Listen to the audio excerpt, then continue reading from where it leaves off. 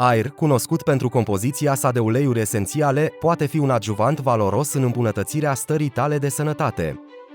Când este utilizat corect, acest produs poate contribui la atingerea echilibrului fizic și mental.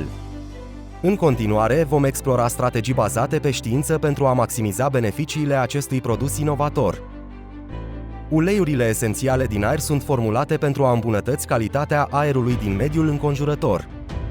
Inalarea uleiurilor esențiale, precum eucaliptul și lămâia, poate avea efecte pozitive asupra căilor respiratorii. Aceasta poate contribui la reducerea congestiei nazale și a disconfortului respirator.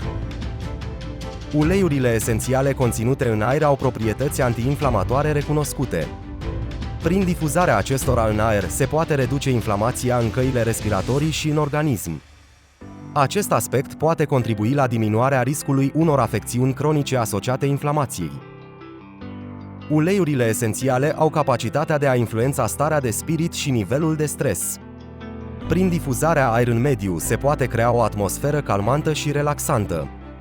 Acest aspect este susținut și de cercetările care evidențiază efectele pozitive ale anumitor uleiuri esențiale asupra sistemului nervos.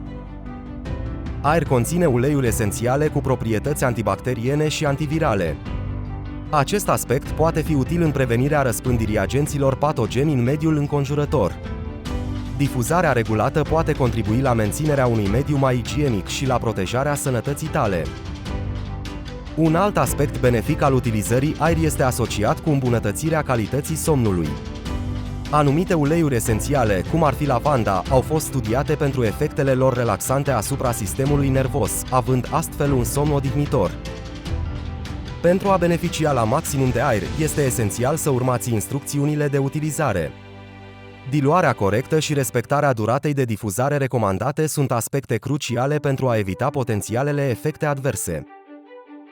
Înainte de a începe orice regim de utilizare a produsului, este recomandat să consultați un specialist în sănătate sau un aromaterapeut.